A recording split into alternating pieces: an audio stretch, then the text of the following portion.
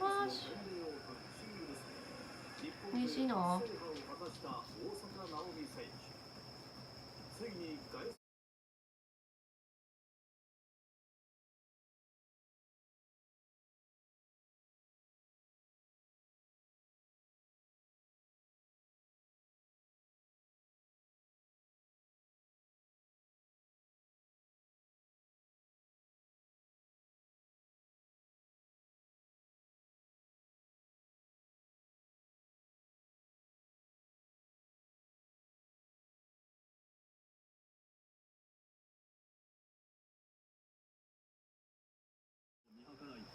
マッチョな保安官が声をかける。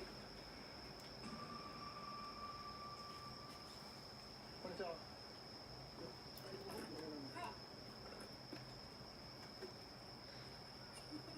紹介しますよね。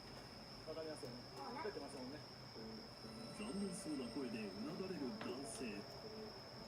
すると愛知県田原市大石海岸日本の海で世界選手権やってるんですね。はい、でここに出場しているのがアメリカを拠点に活躍しています五十嵐カノア選手の形です。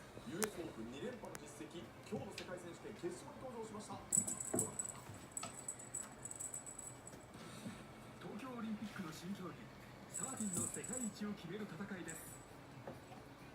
サーフィンの本場アメリカで生まれ育った五十嵐カノアが決勝に挑みました。